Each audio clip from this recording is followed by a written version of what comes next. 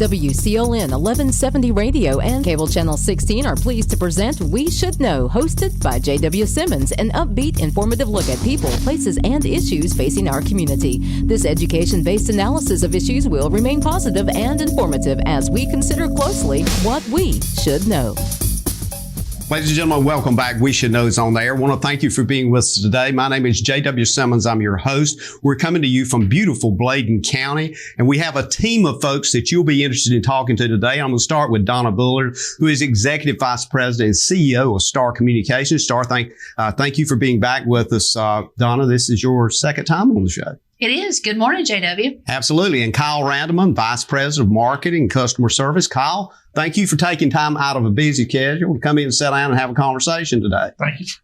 And joining also is Johnny Eason, Vice President of Operations. Johnny, know that you probably find this as one of your familiar areas, being on camera every day. And I want to just thank you for stepping out of that world you're in and being here. Absolutely. Thank you, JW. Glad to be here. And we got Thelton Stringfield, network engineer. Thelton's filling in for Steve Harrison today.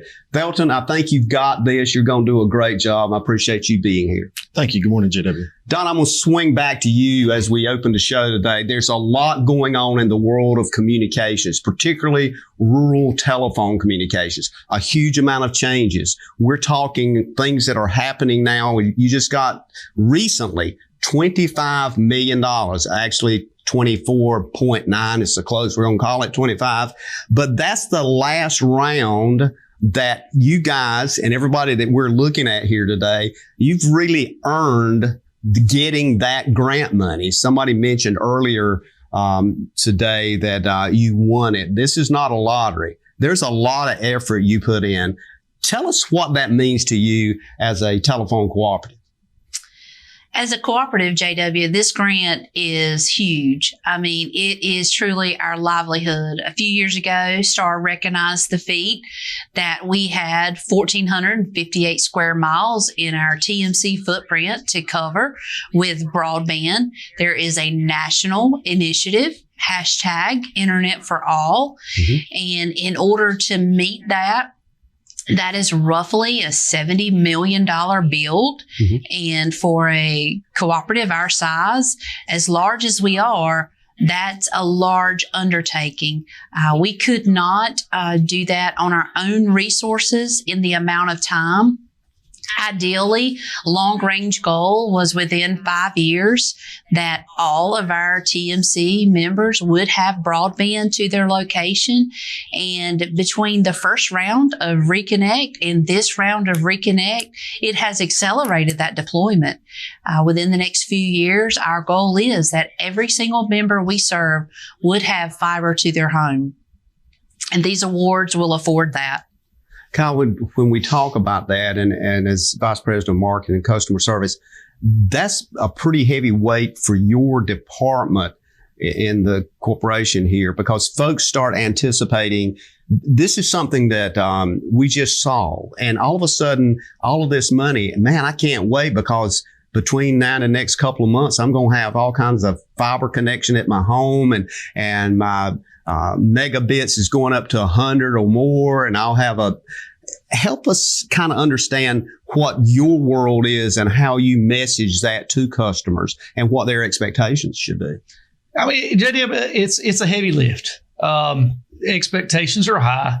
They see all of what we're doing out there, and they see the press releases, and they hear the great news of Star getting these grants. And from the customers, if you look at it from the customer's lens, they're really wanting that high-speed internet. They're wanting it now, and to try to deal with that and in a realistic time frame, and to be able to meet their expectations and try to meet the customers where they want to be met, and they want to be met quickly. So, yes, we get these grants. There's a lot of work, as Donna yielded to, behind these grants to get the grants, but then that's really when the work starts. Johnny, I'm gonna go to you. I'm trying to get each one of you in on this first part of the show today, but I look at a little bit of what you do as Vice President of Operations. You actually take the physical part and you plug it in, and when I see fiber, I see a lot of underground work. I see places that have to be prepped. I see places that if you don't do your job and the folks that work with you, we could have not only tragedies, but people not only complaining, but losing a lot of money. There's stuff under that ground that we don't even know is there. So kind of tell us what goes through your mind as you're sitting here today. You're thinking, man, I need to be back at my office because I'm afraid something's happening now. Well, like Kyle and Donna said, it is a lot. It's we're very thankful and grateful to receive these grants, which is making broadband available to these people in very rural areas of North Carolina. But it is a task to put it in, obviously. So, we have DOT regulations with the highway department, and you have to be so many feet off of the pavement, and you have to be at certain depth and so forth. And then you have all these existing cables, water lines, sewer lines, gas lines, that are buried beneath in this same corridor that you're traveling through. So it's a big ordeal to make sure everything is located, hopefully properly, so that you miss damaging other facilities in the process. We want to make things better without making current things go away. So obviously we want all services working for all people. And it is a challenge at times. But we've got we've been very fortunate with contract personnel that's handling our construction on this, and they do a great job with good cleanup. We want our customers and members' property to be left as good or better than it was when we got there. Of course, that's always a challenge because it does take some making a mess sometimes to make progress, but we want to make it as good as we possibly can. Thelton, I'm going to segue to you as an engineer and kind of help us visualize the engineering department that you and Steve Harrison operate in. Do you actually lay out, a field map, grids, so we can actually, Johnny and his folks know exactly where these lines are? How does that work? So thank you, JW. We actually work very closely with the plant department. They lay out kind of a grid and overlay of where the service homes and addresses, businesses, farms will all be. We look at kind of from a capacity standpoint, kind of where they can all best be served from to kind of aggregate all of that traffic and broadband back to. And then from there, it's the design of the equipment, making sure that we're be able to provide adequate bandwidth to each home, each residence. And from there, it's kind of the ordering of the equipment, that process. And that generally is actually the longest process. Sometimes ordering the equipment could be anywhere from 20 to 26 week lead times right now, just because of the amount of grants being funded. And that all automatically then falls back to Johnny, because if something doesn't work, maybe you've had it laid out perfectly and all of a sudden you get there and that creek was a little wider than you thought it was, or are we going under it or over it? So there's a relationship that's got to be had. Sure. So I'm going to go back to you, Donna. This is not only multiple things happening at one time, but it's more than one person obviously can handle. So you've got all these VPs sitting here. How do you deal, because you are a people person, how do you deal with a lot of those questions that come up? We got a few minutes here before we go to a break, but how do you deal with that? Because I know you're bombarded on a daily basis. We are. Our office gets calls, daily for those that don't have fiber. And I say, we are coming, and we are. It just depends if they call out an area and I know it's a grant area, I go ahead and let the folks know, look, you're in progress. For example, the location that we're working in right now is our Herald's Exchange. Since I last talked to you, we are proud to say we are 100% fiber in our Herring Exchange, our Co-Harry, our 6 runs. This was the grant that was awarded a few years ago. So thankfully, it is a group effort. And depending on their location, I try to assess, okay, is this a grant in progress? Is this a grant that's coming? Or is this our future build? And depending on that, I typically reach out to Johnny or Steve, and is it in design or is it in construction? Mm-hmm. And that's how I sort of assess the situation. Where does this put us, the money that we've got now? And I looked at some maps that you've had. Is there still a huge area of population that we're missing? Or are we like 60% there with your service area? And we're talking service areas in about 4 counties here. Collectively, at the moment, we're about 70% fiber. And the final round that we just won, we are hoping to get us near 98%. There's a small population that we recognize that is neither in the first round of Reconnect nor the second round, but we will continue to do what we've done the past few years. We will put those bills in our CapEx budget to complete our mission to be 100% fiber. And that's the key goal here, is that everybody has that availability of connection, that it all works. And at some point in time, when you check that block, you're going to maybe say we're successful. Is there really a successful moment, or are you constantly upgrading? You're constantly upgrading your equipment on the other end of that fiber. That's where Thelton and Steve and his team come into place. The goal and the reason that fiber technology is so sought after is the transmission line itself. As I mentioned earlier in our grant ceremony, that the copper line has exceeded its capacity. Mm-hmm. And based on technology that we have today, fiber has not done that. That is the future growth. It's simply the equipment on the other end of that fiber that will continue to upgrade. So that's going to be more of a plug and play kind of thing then, as far as additional stuff. You won't have to get back into this underground drilling and as Johnny pointed out, going through people's yards and those kinds of things. That's over with. That's right. I would anticipate at that time it's a maintenance period. And you continue to upgrade your technology on either end of the fiber, and you maintain the network at that point and customer satisfaction. I want to try to get into that area of expectations. And I think that's, Kyle, I think that's important for you to talk about not only customer expectations, but can those expectations be fulfilled? Is there something we're missing? Is it bandwidth, speed? Plus, you deal a lot, as I've read, and just doing some research. There's a lot of research here, but you deal a lot with both residential and business customers. And trust me, I think Donna will hear, somebody at the board will, if we don't get into that. But we're going to talk about that when we come back. We're going to take a quick break, and we'll be back in one moment. Providing fewer commutes, more backyard offices, and crystal clear meetings. Providing less, you froze up, and more presence in your presentations. Providing a better internet experience. Providing possible. You're out for an evening on the town. Finally a chance to relax and forget that you left your front door completely unlocked. Fortunately, you just installed a security system from Star Communications. With just your cell phone, you can check on your house, lock it down, light it up, and get back to relaxing. You forgot to put Buster in his crate. Unfortunately, we can't help with that. Security and automation from Star Communications. Call today to find out more. Most aging adults want to stay in their homes as long as possible. And as your loved ones get older, you want to support them, even when you can't be there. Star is proud to offer Star Alert. This new system is now mobile and has GPS compatibility, so your loved ones can live their lives and you can have peace of mind, knowing they can get the help they need with just the simple push of a button. The new Star Alert also offers automatic fall detection, so help will be alerted even if they can't press the button. Call and ask about Star Alert today.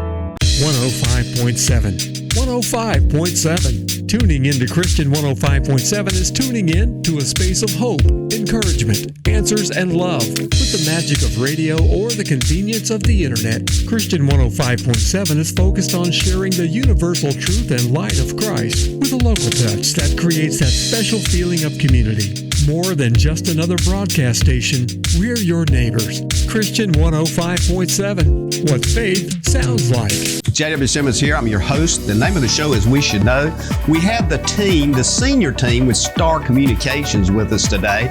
And as I look at the team, I start with the Executive Vice President, Donna Bullard. And I look at Kyle Randleman, Vice President of Marketing and Customer Service, Johnny Eason, Vice President of Operations, and of course, Thelton Stringfield is filling in today for this Vice President of Steve Harrison, who cannot be here. And Donna, I'm going to kind of go ahead and say he is in a meeting out of town to deal with something that we're going to talk about, Thelton, in a little while on here that deals with this whole thing of security, which is a huge process. But I want to circle back to something that I believe is critically important, and that's this customer service piece, Kyle, as it relates to what should businesses expect with these millions of dollars. And as you talk to businesses, and I know you do that a lot with you and your team, what are they expecting from STAR? Because when you say ag business today, we're talking multi-million-dollar operations, and you know a lot of these folks personally. So what are you hearing that they're expecting? What can you see, and what can you say now that they're going to get? Well, JW, I think they're expecting what they could get in a Raleigh, a RTP, Charlotte, and for Sampson and Bladen counties and the surrounding counties that we service with this fiber, I think it opens up the doorway and segments them to be able to operate an enterprise business at the same level of efficiency as they would somewhere in Raleigh or in urban, suburban areas. So with this fiber network that comes together, they can expect reliability to just go through the roof. As far as connection speeds, it's as much as they want. And when you have all these factors that come together from the business perspective, why would you want to be in Raleigh, and why would you want to be in a very urban tight area where there's a lot of traffic and a lot of maybe you have to drive a long way to school or whatever? You can live the rural dream. You can come to Sampson and Bladen counties, and you can get the same amenities, if not, I hate to say it, probably have more fiber than they have up there. So again, it's the work-life balance. Their employees can experience fiber as well at their homes, and their expectations are met, if not exceeded.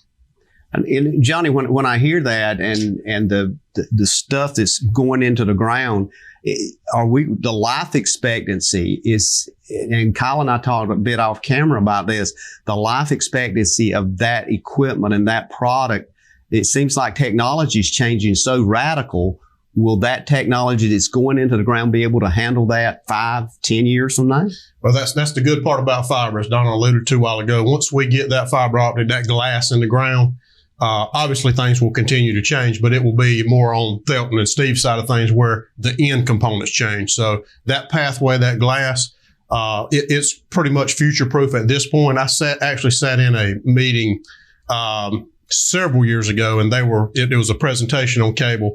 And at that point, they said twisted pair copper, which is what your old telephone service, your landline service would run on. It was pretty much at end of life that day. Coax had 5 to 8 years left, I believe. And then there was fiber optic, which they say at that point, they don't see anything to replace it. So I think by, accepting these or getting these grants, and I'm very thankful for them being able to get that infrastructure in the ground, it does sort of future-proof us on that. And for at least 50 to 100 years is what they were saying. That's the technology that we need. End equipment will change, obviously, as homes are being built and smart homes, and the need for more bandwidth continues to grow. Now you can log on with your phone and change your thermostat at home, or you can preheat your oven, or, you've got Ring doorbell. So, when you're sitting at your desk at work that somebody's on your front porch, and all those things take bandwidth, obviously. So the need for bandwidth, I see, will continue to grow and grow. That's where the end equipment that our engineering group at STAR, they stay out in the forefront of that to know, what's next, what's the next available equipment and size that we need to deliver the required bandwidth for all these new services. But yes, to answer your question, if getting that infrastructure in the ground pretty much future-proofs the outside plant part of it for sure. Just observation here it struck me is that a lot of the counties that you serve are developing business sectors that, for example, in Sampson, the northern part of the county has bought 200 plus acres of land. They're looking to bring that industry in. Let's have a conversation for folks that maybe are thinking about putting, I don't know, a company is going to employ a couple hundred people. Well, let's hope that happens. But that's going to involve houses and those kinds of things. But for the business itself, is that technology that you guys are doing, will it handle what that business needs? And I can imagine all kinds of stuff, everything from manufacturing to cars or whatever. But we're actually, Kyle, you caused me to think about that. Yes. We are in that area. I mean, people are saying, I don't want all that congestion around Raleigh. Correct. I mean, put this thing here in the northern part of Sampson or in Bladen County where we've got some space to spread out. Is that going to work? And from engineering side, is that something you need to know if somebody's thinking about it so you can look at a footprint? Yes. So yes, to correct the JW. So in those cases, we're building smart business technology with what they call Internet of Things. It allows all these different devices to connect via, global in-network infrastructure. So the fiber optics that we're actually putting in actually lays the foundation for kind of our segment of the network before it actually connects out to the global internet. So as we're building these networks, we're actually sizing them to grow, to expand. We're building in with, everything has redundancy and resiliency. And it actually allows us to take, currently from, the 100 megs that you'll be able to offer a customer all the way up to a gig. I mean, very soon, also multi-gig is kind of the new thing where you'll have multiple gigs being able to be delivered to a residence or a business. So, wow. Donna, I'm just kind of blown away.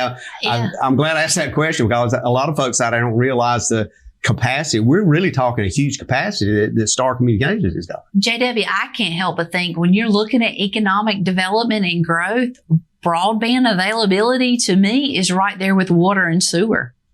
Economic development.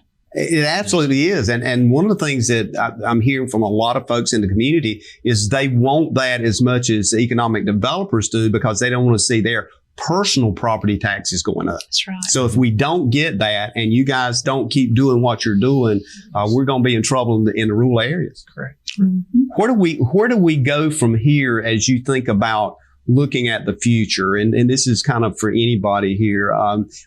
What do you think people maybe are expecting, or what can you imagine? Because I'm looking back and I can remember the party line telephone where you picked it up and you listen to see if somebody's on there. Some of the guys in the room here probably don't even know what I'm talking about, but if there was somebody on, you were supposed to hang it back up unless you really wanted to know what they were saying. You just held the phone there. But I look at that and I look where we are now, and it's like light years away. It's like I'm living in Star Wars, and I'm thinking, I can't believe this. I can do searches on my phone. I can Google. I mean, it was just a few years ago I couldn't do that. So what are we looking at future-wise? What do you see? What's your vision for the future that you see that maybe we can't? I would say that the future technology. I mean, the world's this oyster because there's so many. I go to these conferences and some of the new technology that's coming out, excuse me, is just amazing. From keeping your home secured to cameras, a lot of surveillance. We're seeing being able to personalize your home experience, being able to have the lights come on at a certain time, being able to ensure you can visually protect your property, and a lot of that. And as Johnny said, it takes bandwidth. It takes a good bit of bandwidth to do that. But even beyond that, I see in the healthcare field, just a lot of home items can be handled from the healthcare perspective. You can check your glucose. The doctor can consult with you from a video conferencing means. But all that relies on that backbone. All that relies on what these guys are doing every day to put into the ground and making sure all this fiber gets there, because the demand is insatiable right now, from the healthcare to just general new homes being built are being built as smart homes, JW. I think we're seeing more and more that customers basically, as you pointed out, Kyle, is they may have lived in Raleigh or they may be coming in from another state and they locate here and they have that same expectation. Now you're going to be able to fulfill it. But Johnny, back to you. You're the guy really putting the fiber in the ground. That's a challenge for you for speed. Do we have those private contractors that are the quality people? Or are you having restrictions as it relates to who you can, because sometimes I know government will expect you to get the lowest bid, which might not be the best. I don't know. Yes, and we've dealt with some of that already, JW, and it is, Star's obviously not the only company that's putting this fiber optic in the ground. Everybody across the United States and pretty much across the world, is doing this for broadband for everyone is the slogan. So obviously there's work available everywhere. So getting good qualified contractors is becoming probably as big or bigger of a challenge than it was getting the material back when COVID hit and we had all the really, really long lead times for fiber optic cable and for pedestals and so forth. Those things have sort of come back into line somewhat now with this funding that's coming up now. There's BEAD funding, this reconnect funding, and all this. My concern is that those lead times may get back out because everybody starts purchasing, but labor is becoming a big thing now, just like the material was, because there's work everywhere for these contractors, and it's just it's everywhere. So yeah, it is challenging to find, especially good qualified contractors to come in and do the work like we want it to be done, to spec, to where we're building a robust outside plant network that's going to hold up for those 50, 100 years. And I hear a lot of concerns as it relates to employees and employability. You're exactly right. That's becoming a big issue. How folks can just not work and survive, I don't know, but apparently they can make those demands. We're going to take a break, come back and talk a bit more about the communication industry, where we're headed, why we're there. So ladies and gentlemen, stay with us. We'll be back in a moment to continue this conversation with the Star Communications team about what you can expect not only tomorrow, but next week and maybe several years from now. Stay tuned. For the ultimate Wi-Fi experience, you need whole home Wi-Fi from Star Communications. Star's whole home Wi-Fi provides ultimate coverage, ultimate performance, and ultimate power all the time. Star's whole home Wi-Fi systems feature the latest Wi-Fi 6 technology and are equipped with unrivaled bandwidth and 4 times more simultaneous connections. So you can connect tons of devices throughout your home with no lag and no downtime. Plus, with 24/7 support and remote troubleshooting, you can rest assured that Star is always there to help you should any issues arise. Star's whole home Wi-Fi also comes with the Command IQ mobile app, putting you in control of your home network and making it easy to set up and connect devices, run network speed tests, pause Wi-Fi, and set parental controls all from the palm of your hand. It's the ultimate Wi-Fi experience. Contact Star today to get started. If you run a business, you need sales. To get sales, you need customers. To get customers, you need exposure. Let our team of experts craft and produce the perfect video ad to reach your intended audience while making the most of your advertising dollars. Call 1-800-706-6538 or visit starcom.net to contact our Star Communications production team and get your business moving to the next level. Eastern North Carolina is a beautiful place where we gladly choose to call home, and we strive to provide the best communications services. Star is committed to improving communications to all our service areas because we want to improve the communities where we not only work, but also live. Star Communications. We are neighbors serving neighbors. Ladies and gentlemen, welcome back. Wishing those on there. I'm J.W. Simmons, your host. We're talking with the team from Star Communications, Donna Bullard, who is Executive Vice President, CEO, Kyle Randleman, Vice President of Marketing and Customer Service, Johnny Eason, Vice President of Operation, and Thelton Stringfield, who is the Network Engineer. And Thelton, you're filling in for Steve Harrison. And I want to make sure folks understand it's not Springfield, it's Stringfield. And we'll get that clarification because there may be some folks out there that get that misunderstood, like often I do in saying it. So thank you for being here. I want to circle back to you, Donna. There was some things that we wanted to clarify when we get talking about a lot of the technical stuff. And you mentioned some things on break. I want you to pick up on that thought.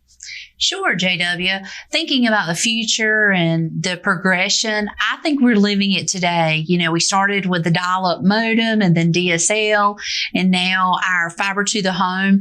I think the word convenience comes to my mind. The refrigerator, where you can use your app on your phone and see into that fridge. Oh, I need milk. You know, it will change the way we live in the future going forward. I think about my children today. They don't know what a dial-up modem or a bag phone is. So that was the thoughts that I had. And even who would have thought years ago, we jokingly compare our lives today to the Jetsons. You know, that was a cartoon for me as a child growing up. We are living that. FaceTime is the video chat.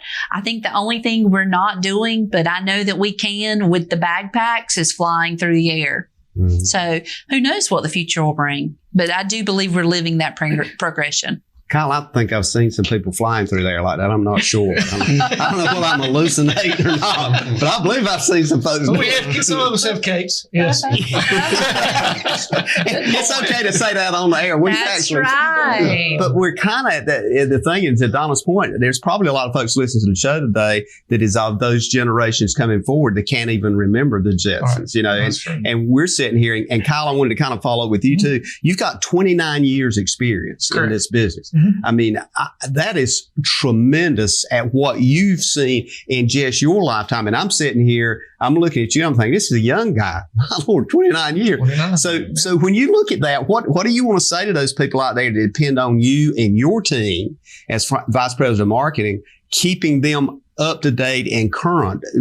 What is that expectation? Because we're talking 100 megabyte, as Thelton pointed out a while ago, but that may not be where they need to be. Do you have to say to them, you might want to consider 2 or 5? And is the stratus of competitiveness in what the pricing is with other people? Talk to us about that a bit.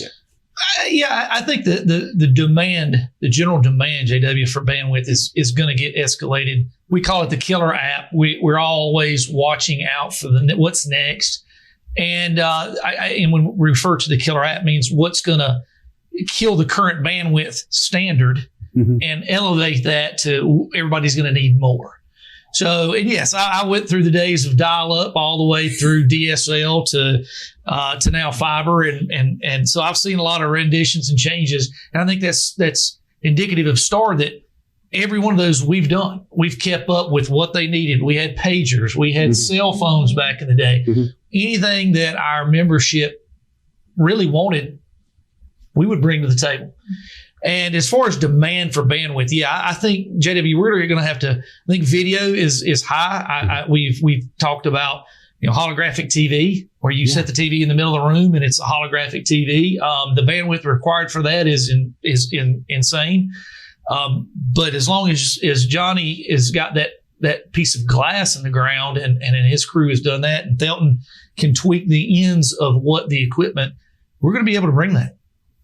Thelton, that's just it. And Kyle just mentioned something that I remember reading about just a couple of years back, this holographic TV thing. That's a real thing that now I'm told is actually happening. So as you guys in engineering are looking at that, and as the fiber is going into the ground, the auxiliary equipment, is that something that is going to be maybe obsolete at some point in time? Although the fiber, the glass, as Johnny said, has got the bandwidth, it's got the capacity, but the auxiliary stuff, are you going to have to change a lot of that out? Yes, sir. So that's one of the key components for, I guess, part of the fiber network as it continues to grow. The optical muxponders or optical transceivers, the optical overlays are actually what we actually do change out quite, I won't say frequently, but as the technology bandwidth grows, the need to change those out does become more of a necessity. I give, for example, at home today, when my child gets home, I have 2 young children. She can't wait to tell daddy about her day. She grabs her iPad and she FaceTimes me before I can get home from work. And it's that dynamic of the video bandwidth that we see that continues to grow, whether it's for, telemedicine, teleconferencing, your children calling the grandparents, that actually continues to drive that bandwidth need inside of a home, business, or even in medical facilities. Johnny, I'm going to start this kind of discussion point here with you, and everybody else may want to fill in on it. But the thing that I'm hearing is causing me to concern about employability. And you brought it up a while ago, having the people with the skill set to be able to do the job. Historically, as Donna pointed out, it was a relatively simple job. You got the cord to the phone and you hooked it up on the house and you plugged it in and that's it. Are you looking at now having problems, having the talent to do what you need people to do? Well, I think in today's society, a lot of people want, say, a big paying job, but they want to sit inside an air conditioned office where everything is nice and comfortable. And that's not, it takes some of those jobs, but it also, on construction and splicing to fiber and staking to fiber and designing it outside, it's a very manual, outdoors type position. And so, I think it's a great job to have. It's a very rewarding career to have something like that. And there is, multiple training. I know, our community colleges are right here locally, Sampson Blade Community College. Both of them, they offer some courses and some of that stuff. So we also have, CAD, computer aided drafting. Once you design this stuff, it has to be put in a map so that you can hand that map to a contractor to install it. And you can keep up with those maps to know, this customer's fed from this pedestal and they're fed from this particular fiber off of this particular splitter. So it's a whole network, combination of things, both inside and out. But yes, I can see where, here at Star, luckily we've had some, we typically have long-term employees. A lot of those have retired and we have new people coming up, but hopefully, they'll be able to grasp and continue to learn this, stuff as it changes, because technology doesn't change by the day, it seems like, anymore, but more like by the hour. So it's a steady, you've got to be willing to learn and willing to transition as technology does. When you look at troubleshooting, is something in that area, are you able to go in with technology and find out more specifically where the problem is quicker and get it fixed quicker? Because I know you had to go out and try to find a cable somewhere and then dig, and that might not be the place. And you had to splice something back together over here. How's the speed of repair? Yeah, JW, that's one of the beautiful things about fiber is it actually does make troubleshooting easy.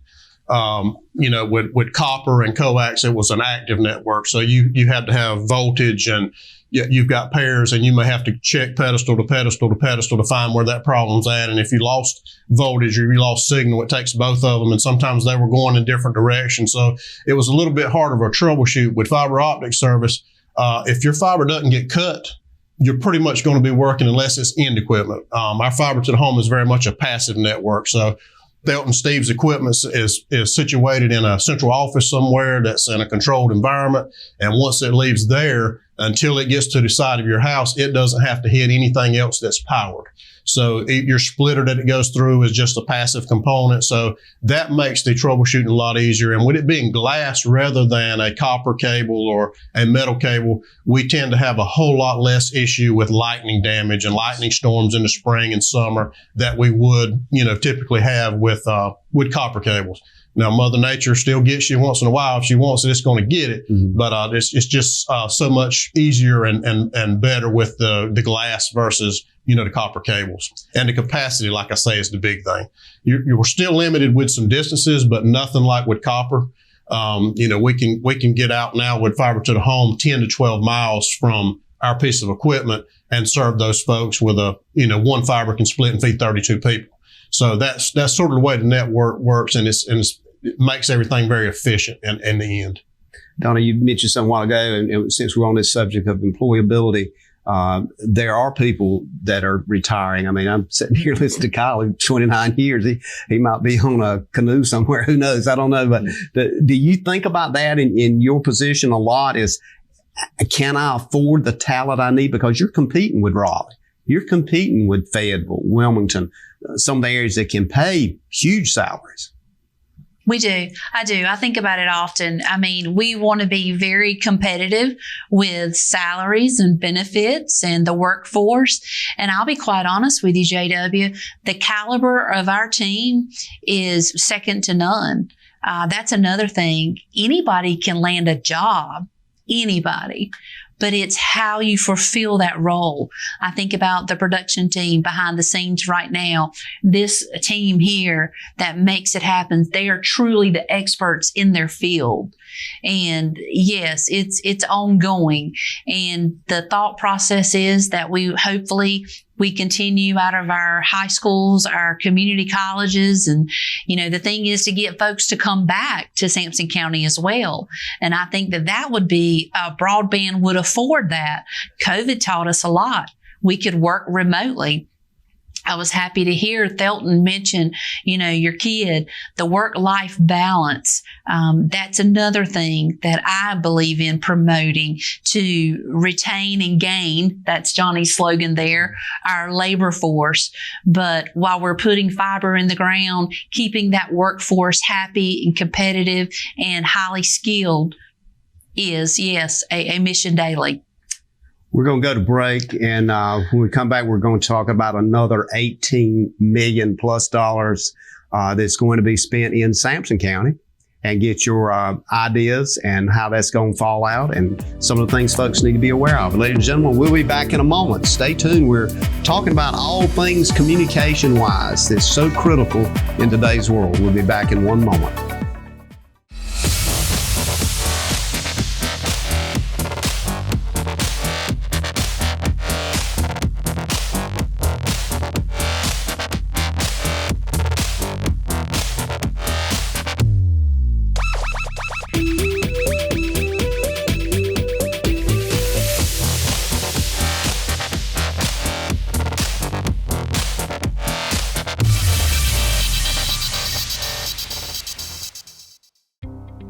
STAR is committed to improving telecommunications throughout our communities.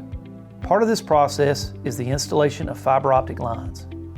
These lines are made up of strands of glass or fibers that transmit voice, video, and data all at the speed of light.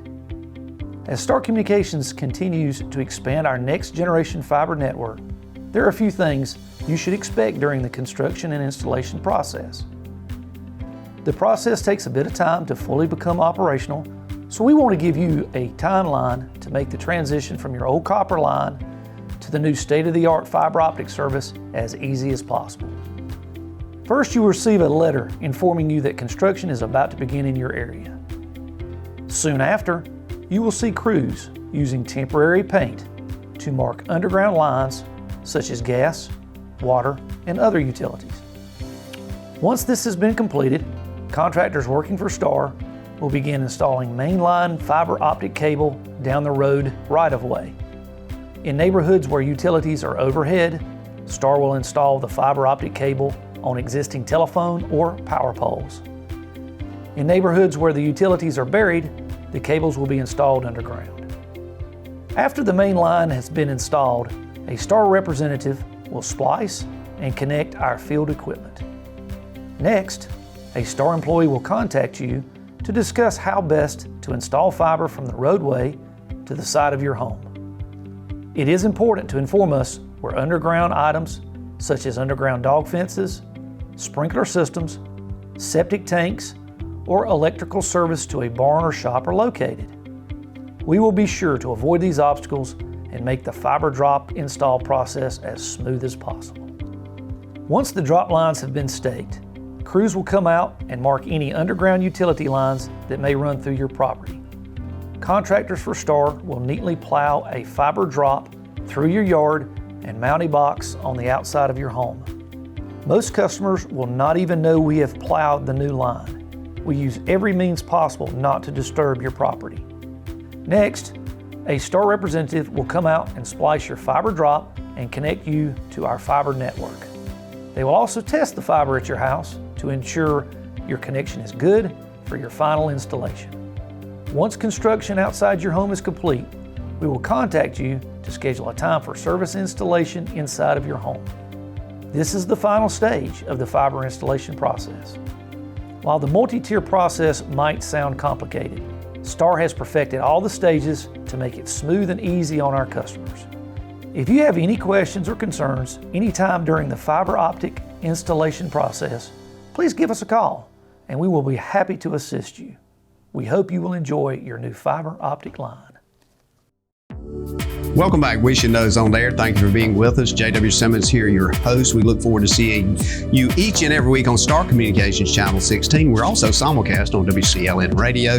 We're talking today with Donna Bullard, Executive Vice President, CEO of Star Communications, Kyle Randleman, Vice President of Marketing and Customer Service, Johnny Eason, Vice President of Operations, Thelton Stringfield. Thelton, I got it right. Stringfield, network engineer. Thelton, you're a network engineer, but that's a huge role. You might not be a VP yet, but that's a huge role because you understand the laying out and the format of what's going on a lot of times before these guys even get into it.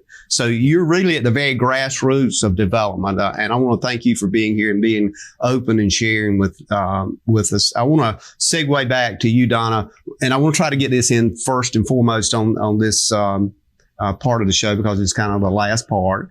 But there's a huge plus for the community that you were able to secure some funds for to build a new facility. Now, a lot of folks in my introduction, I want to kind of make this clear. A lot of folks say, well, a new facility. Well, the other facility you had on 421 is a no-go. It was flooded, twice?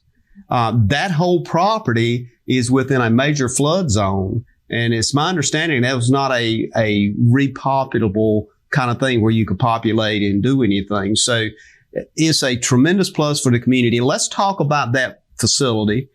Talk about when the construction may start. We're looking at a 18 plus or minus $1 million facility that's critically needed. Let's start with you, and then I want to get some input from these folks, what it means to them as well. Fantastic. We are super excited, JW. Yes, our prior facility out on 3900 US Highway 421 was a great office building, corporate headquarters. It allowed us to house all of our departments as represented here today. We also have an accounting team, our human resources team, our retail space that we too will now be able to bring together all 10 departments, your outside plant, your engineering, your marketing, those folks I just mentioned, have a retail space, very modern. You're talking about the future, thinking also, a modern facility for our members to be able to walk into, to place their orders, realizing the way of the future may not be to walk in that office, but it's there if you need to. There's still something about sitting down face to face, talking with folks, taking care of business that I think will always be needed. For the folks that want to do it online, chat services, remote, we'll offer that as well.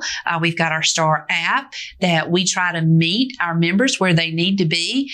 But this facility will be a great modern place for our members as well as our employees to bring those folks together. I just sit back and think about, we've just talked about the prior grant, 2 grants, 3 state grants that we have been awarded over the past 5 years while being displaced. I cannot fathom what this team could have done had we been under one roof and been able to work more efficiently. Unfortunately, over the past few years, it feels like we've worked a little bit in silos. However, as a management team and a leader, we have done what we can to mitigate that, and we are just looking forward to be under one roof, and there will be employee meeting rooms. There will be training facilities where we are looking forward to even potentially hosting our members to come in and learn more about our services, such as our Wi-Fi. The difference of you've got broadband to your home, but you've got a router. And sometimes routers act as bridges. If you can just imagine 4 lanes coming down to 2 or 1 lane through that bridge. And there's things like that we are looking to host for our members and employees. Super excited. Kyle, I'm going to segue to you because I think it's a perfect opening.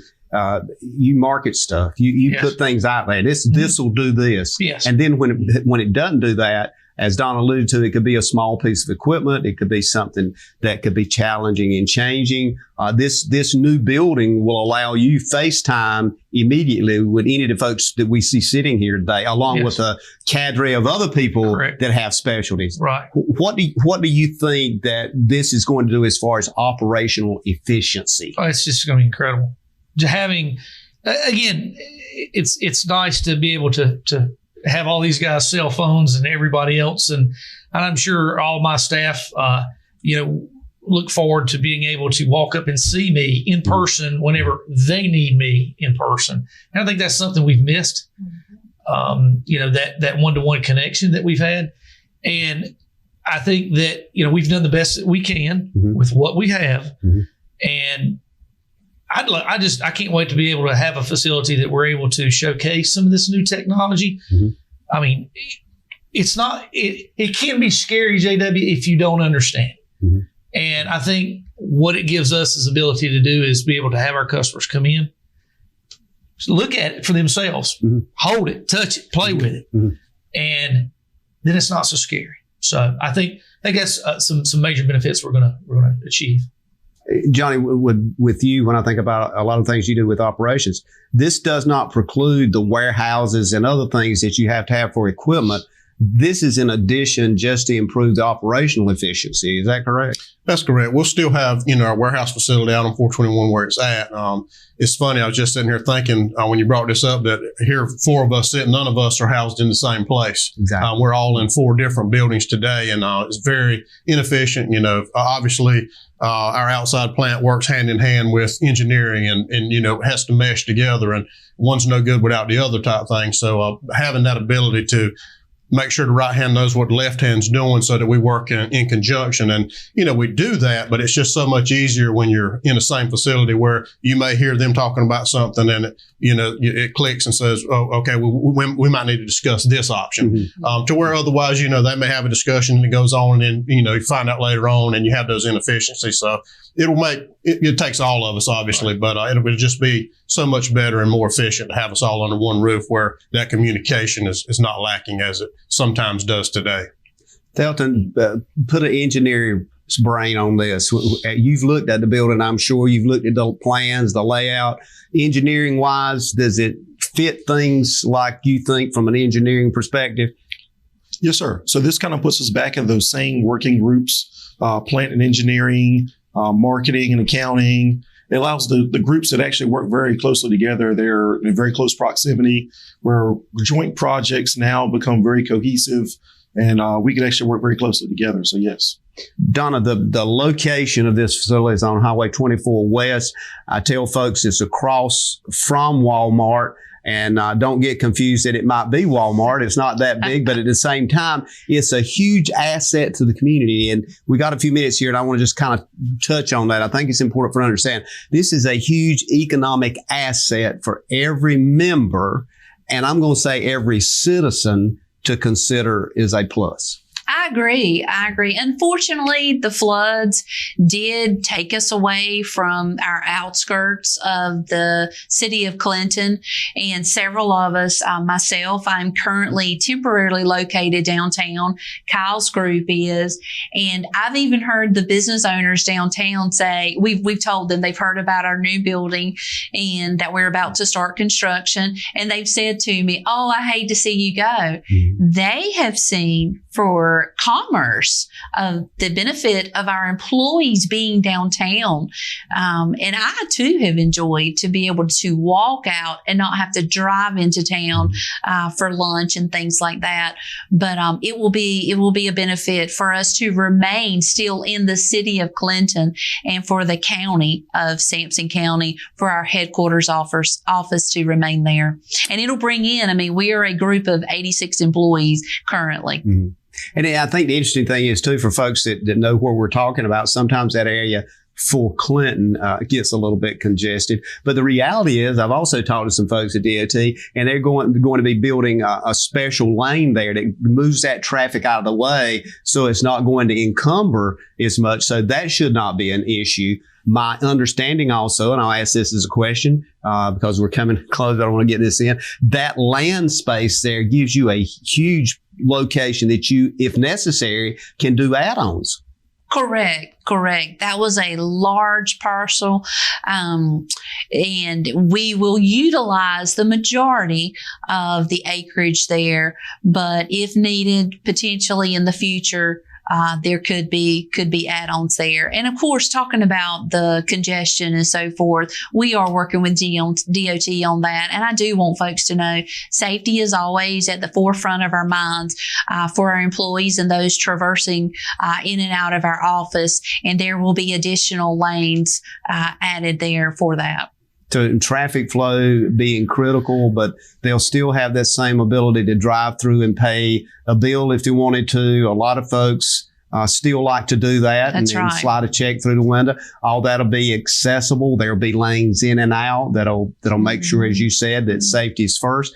So I think one of the things that I would say that the members that listening to this show today or watching the show, they should be very excited about it. And I guess give everybody thumbs up. And you guys, all four of you, talk to members all the time. Mm-hmm. And Kyle, I know you're big on that. Yes. So sometimes you talk to them whether you got time or not. You talk, but as marketing, you want to hear from members. You want to hear what they're thinking, particularly businesses and others. Right. Yeah, absolutely. Their opinions are. I mean, that being part of a co-op. I mean, they kind of give us directions on which way to go and how they see it going, and that's the benefit that being a small co-op and being a broadband company is we do have to, we listen, and we have to be cognizant of what their wants and needs are. And I think that's important. I want to thank each one of you for being here today. I also want to just leave this with folks listening and to you as well. Anytime you have anything that we need to get out to the members of the public, individually, as a group, or otherwise, you're welcome back. But again, thank you for being with us. Thank you, JW. Thank you. Ladies and gentlemen, thank you for being with us. And also, we look forward to seeing you again each and every week right here at Star Communications and WCLN Radio. And may God bless.